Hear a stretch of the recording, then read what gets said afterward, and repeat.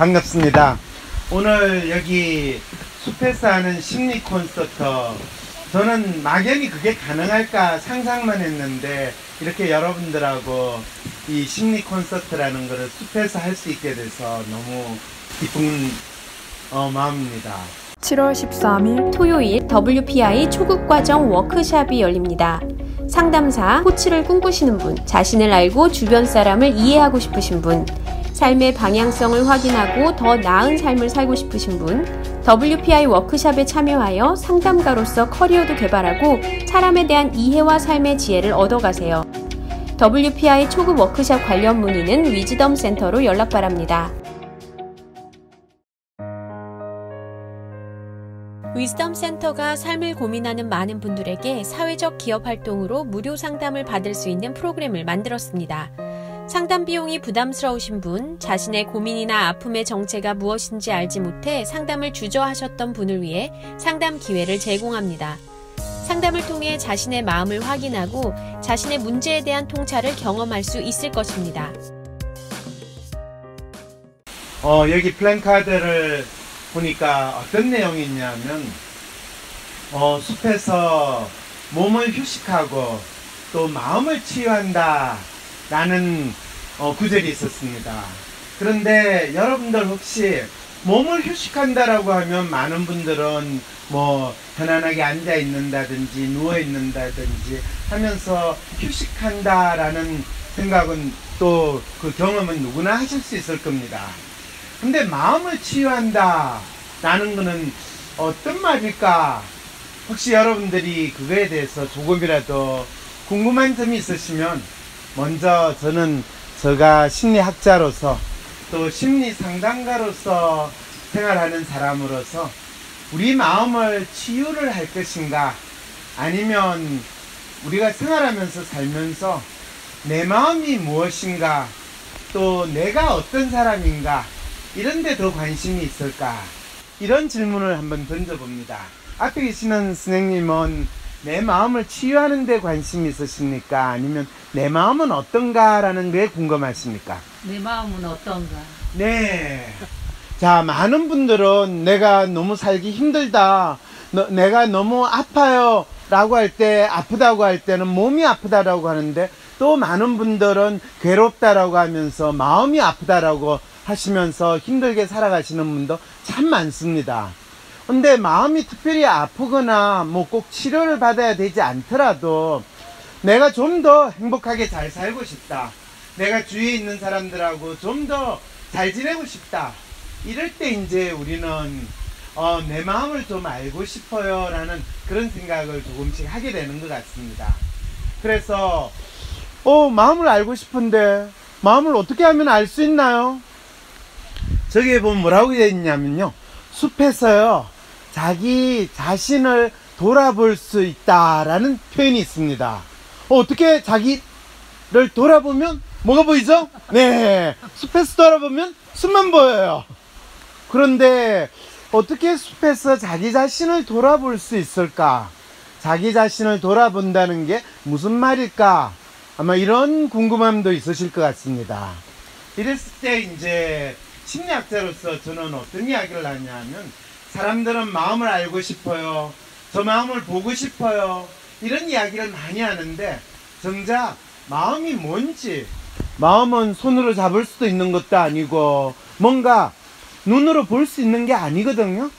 그런데 어떻게 마음을 보고 싶다고 이야기할 수 있을까? 어떻게 하면 선생님 마음을 볼 수 있을까요? 생각을 해본 적이 없습니다. 네, 생각을 해본 적이 없습니다. 예, 맞으세요. 자기 마음을 보고 싶은 마음을 가지고 있어도 그거를 그게 실제로 가능할까? 이런 고민을 하시는 경우가 훨씬 많기 때문에 마음을 본다라는 것 자체도 구체적으로 내가 뭐 밥을 먹는다든지 잠을 잔다든지 이런 일상생활에서 경험하는 거로 생각하기 참 힘들거든요. 그런데 여기에서 이제 오늘 여러분들한테 내 마음을 본다, 내 마음이 어떻게 생겼는가, 또 내 마음이 무엇인가를 알 수 있는 질문을 제가 여러분들이 먼저 던지고 여러분들하고 각자 자기 자신의 마음을 찾아가는 시간을 가지도록 하겠습니다. 그럼 어떤 질문을 하면 자기 마음을 볼 수 있냐? 가장 쉬운 질문입니다. 선생님, 왜 사세요? 태어나서요. 태어났으니까. 태어났으니까. 그렇죠. 그럼 선생님, 왜 태어나셨어요? 엄마 아빠가 낳아서. 엄마 아빠가 낳아줬으니까. 그렇죠. 이럴 때 이제 이런 분의 마음은 자기 마음대로 자기 삶을 살아가는 것이 아니라 누군가에 의해서 살아가는 마음을 가지신 분이다. 이렇게 이야기를 합니다. 그러면 선생님, 누군가에 의해서 선생님 마음이 마음대로 움직이고 또 누군가에 의해서 살아가는 삶 어떻게 생각하십니까? 50 넘으니까 그러고 싶지 않아요. 진짜 훌륭한 말씀입니다. 50 넘으니까 그러고 싶지 않다. 네. 선생님, 50년이나 그렇게 잘 네. 사셨는데, 뭐 계속 더 그렇게 사시지, 왜 50 넘으니까 그러고 싶지 않다는 생각이 드셨습니까? 반평생 사니까요. 네. 이제 거기서 종료하고 제 인생을 살아야지. 여러분, 이제 느낌이 오시죠? 지금까지 내가 누군가에 의해서 내가 살아온 것 같고, 누군가에 의해서 내 마음이 어떻게 보면 지배당하고 또 누군가에 맞추고 그렇게 살다 보니까 뭐 살면서 너 참 좋은 사람이다, 너 착한 사람이다, 너는 잘 산다, 이런 칭찬은 받을지 모르겠지만 살아다 보면 내가 꼭 이래야 되나? 아니면 진짜 내가 하고 싶은 걸 하고 싶은데 이런 마음이 들 때도 많고, 참다 이제 내 나이 50이 되니까 그래, 100년 사는 인생 반은 내가 누군가를 위해서 살고 누군가에 의해서 살았는데 이제 남은 인생은 진짜 내 마음대로 살고 싶다, 또 내가 하고 싶은 대로 하고 싶다, 또 나 자신으로 살고 싶다, 이런 마음이 드셨다는 거죠? 네, 네. 네, 네, 놀랍습니다. 그래서 성공했어요. 알아서. 네, 알아서 성공하셨어요. 많은 분들은 이 선생님을 참 부러워하시는 분들도 있으실 텐데요. 그런데 이 선생님이 사실 지금 차마 이야기하지 못하는 한 가지 고민이 있습니다. 그게 뭐냐 하면요, 이 선생님이 저한테 이야기하지 않았어요. 그런데 그 고민이 뭐냐 하면, 선생님 마음은 어떤 건데요? 항상 희생해야 되고, 여자는 그 올개관을 쓰고 하기 싫어도 해야 되고 하고 싶어도 하지 말아야 된다고 이렇게 생각하고 결혼을 했는데, 네, 그 어느 날 이제 알았어요. 알았어요. 네. 뭘 아셨어요? 제가 누구인지를. 내가 누구인지를 네, 알았어요. 네. 그랬어요. 그 다음에요. 그래서 제가 저로 살고 있어요 지금. 지금 선생님, 너무 놀라워가지고요. 그러면 결혼을 해가지고 이 남편분하고 살 때는 그거는 진짜 내가 저 사람을 위해서 사는 것 같고 내 삶을 사는 것 아니라고 많이 생각하셨다는 거네요. 좀 그랬죠. 부모님을 모시고 살았어요. 부모님까지. 맞아요. 그런데 어떻게 내 자신을 찾았다 하면서 거기에서 지금은 그럼 어떻게 사시는 거예요? 그 계기가 있었어요. 어떤 계기예요? 그 남편이 2002년도에 현대의학으로 못 고치는 네. 서울대병원에서 진단을 네. 받으면서 제가 세상 속으로 튕겨져 나왔어요. 그래가지고 저를 찾게 됐어요. 남편이 그 사이에 남편 마음이 내 마음이고 남편 네. 몸이 내 몸이다 생각하고 있는데, 그 남편이 진짜 남편의 인생을 그냥 사시게 된 거예요. 병에 걸려서. 근데요, 그 남편을 통해서 네. 제 인생을 찾아가서 고마워. 왜냐하면 사랑을 줬고요. 네. 제가 저로 살고 있게끔 본인의 몸을 아파서 저를 세상 밖으로 튕겨져 냈으니까요. 상당히 심오한 이야기가 되네요. 이러면 내가 나의 마음을 찾기 위해서, 내가 내 자신의 삶을 살기 위해서 내 남편이 또는 내 부인이 죽을 병을 걸려야 된다, 뭐 이런 또 상황에 처하는 거, 그건 또 안타까운 일이잖아요. 그러니까 이제 이걸 여러분들이 이제 어떤 심리적으로 어떤 우리 가르침을 얻을 수 있냐 하면, 각각의 사람들이 어느 순간에 자기 마음을 찾으려고 하고 또 자기 마음을 알게 되는데, 그 알게 되는 계기나 또 방법은 각 사람마다 다 다를 수 있다. 꼭 이 방법이 최고다든지 어떤 사람이 한 방법을 따라야 할 필요는 없다. 이 이야기는 이제 먼저 우리는 배우게 되는 것 같습니다. 그런데 재밌는 거는 지금까지는 내가 부모님을 위해서 또는 배우자를 위해서 또는 자식을 위해서 살았는데 이제 내가 이 세상에서 새롭게 태어난 것처럼 내 자신을 위해서 산다라는 말씀을 하셨는데, 그랬을 때 내 자신은 어떤 마음을 가졌는가, 구체적으로 그 마음이라는 걸 뭐로 표현할 수 있는가, 이거를 그냥 과거의 어떤 속박에서 제가 벗어난 것 같습니다. 저 가학산이라고 할 때 가라고 하는 게 멍해라고 그랬죠. 그 멍해에서 벗어났습니다. 저는 자유를 찾았습니다.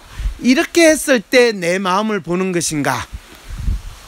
많은 경우에는 사람들이 그렇게 되면 내 마음을 찾게 되고 내 마음을 보게 되고 알게 됩니다 라고 많은 경우에 사람들은 이야기를 합니다.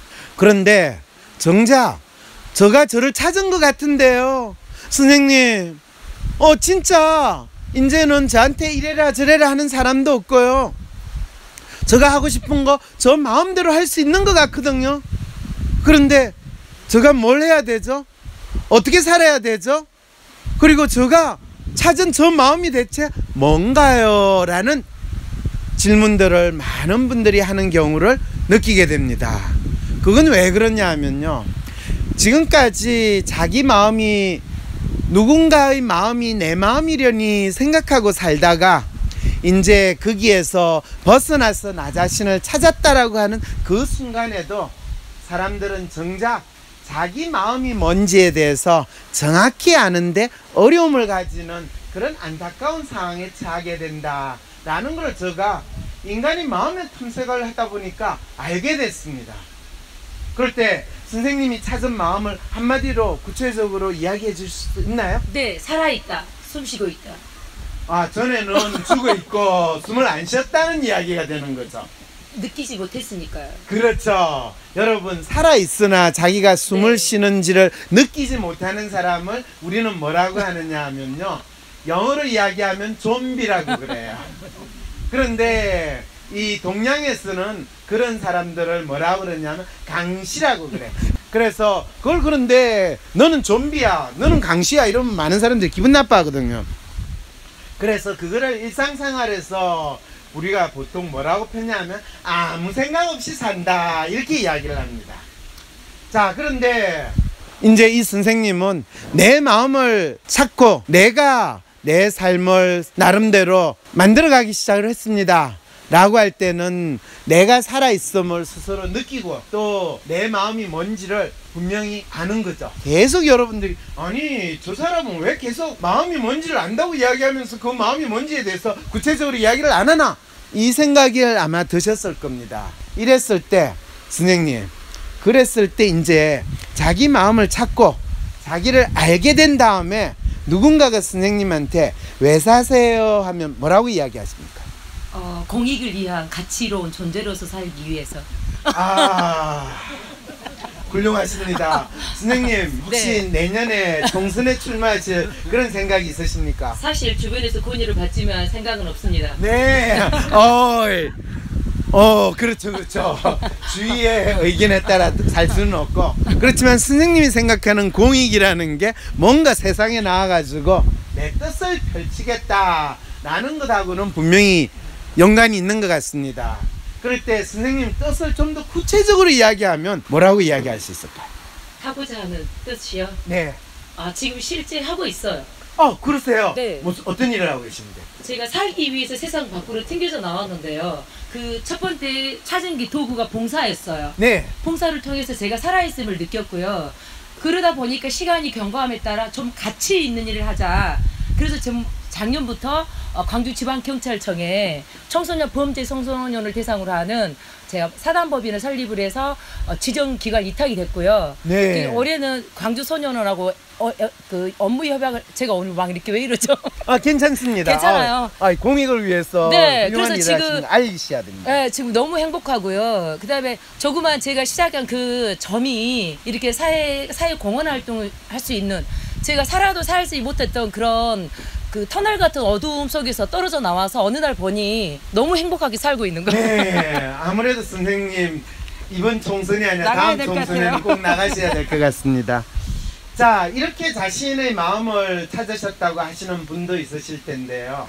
대부분의 그냥 소박하게 생활하시는 분은 자기 마음을 이렇게 거창하게 거룩하게 찾는 거는 너무너무 내한테는 부담이 되고, 저는 좀 소박하게 그냥 맛있는 감자를 쪄가지고 먹으면서 행복을 느끼는 그런 저 삶을 살고 싶어요 라고 생각하시는 분도 있으실 거거든요. 이랬을 때 이제 자기 마음을 안다라는 거는 뭘 뜻하냐 하면, 어떤 순간에 자기가 행복함을 느끼고 또 그 행복한 그 마음을 다른 사람하고 나눌 수 있을까, 자기가 순간순간에 느끼는 경험을 자기 말로 표현하고 또 그거를 다른 사람하고 공감하고 공유할 수 있을 때 그 사람은 자기 마음을 바라보거나 자기 마음을 알게 된다라고 이야기를 합니다. 그런데 대부분의 우리가 살아가면서 그런 순간을 내가 느끼고 공유하기보다는 항상 내가 괴롭고 힘든 거, 그거를 누가 알아주지 않는 데 대해서 너무나 화가 나고 너무나 열받는 거, 그랬을 때 내가 괴롭고 힘드니까 누군가 내 마음을 알아주세요 라는 마음에서 많은 분들은 마음을 치유한다 라고 생각을 하는 거죠. 그래서 이 숲속 콘서트는 나무도 나를 알아주지 않으니 숲으로 들어가면 나무와 풀은 내 마음을 알아줄 거야, 이렇게 생각을 해가지고 숲에 오면, 아, 저 나무가 내 마음을 알아주는 것 같고 저 나무가 내 마음이 된 것 같아요. 그럼 당신의 마음은 뭡니까? 목석이에요. 이렇게 되는 거죠. 이것이 제가 한국인의 심리를 연구를 하다 보니까, 아, 한국 사람들의 마음이라는 것은 누군가를 위한 마음으로 살다가 또 누군가에 의해서 움직이는 마음으로 있다가 내 마음을 찾아야 된다 라고 해서 숲을 찾아갔더니 결국에는 목석이 되고 마는 것이 한국인의 심리인가, 이런 안타까움을 느꼈는데, 오늘 진짜 여러분과 함께 이 숲속의 심리 콘서트를 하고 그 다음에 이제 진짜 자기 마음을 보고 싶고 찾고 싶어하는 여러분들 모시고, 여러분들의 마음이 어떤 건지, 그것은 여러분들이 지금 가지고 있는 그 마음이라는 건 그것이 여러분들이 괴로워하던 또는 여러분들이 좋아하던 또는 여러분들이 힘들어하던 어떤 생활 속에서의 뭐 문제라든지 아픔이라든지 또는 궁금함이라든지 내가 살아가는 데 있어 가지는 조금이라도 질문이 있으면 제가 여러분들하고 심리학자로서 마음을 찾고 자기 마음을 찾고 또 자기를 알고 싶어하는 분들하고 조금 시간을 가질 수 있지 않을까 생각을 합니다. 자, 그러면 지금부터 이제 제가 여러분들한테 오늘 이 시간을 왜 가지는가에 대해서 여러분 마음이라는 게 뭔지 설명드렸죠? 네.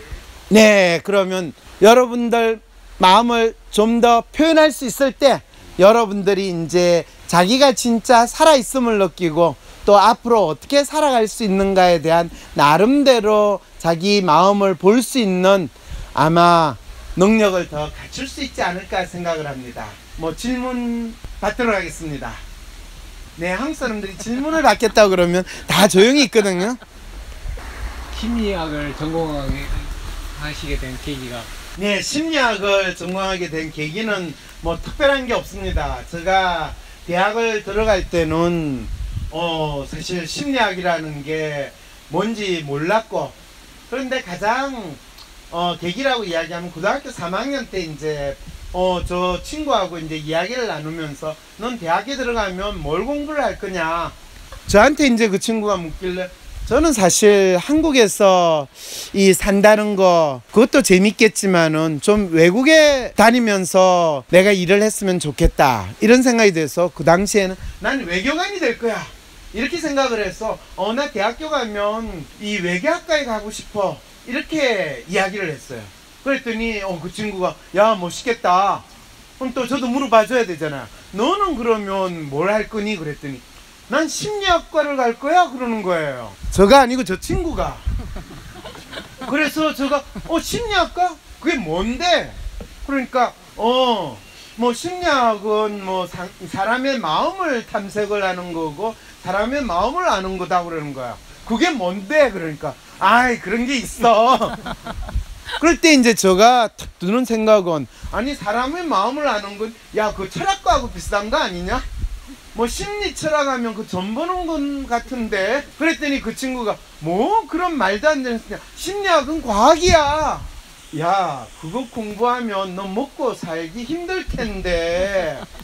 그랬더니 그 친구는 야 먹고 사는 것보다 자기 마음을 알고 살아가는 게 그게 더 중요한 거지. 인간이 뭐 돼지도 아닌데 먹는 것만 생각하고 살 수는 없잖아.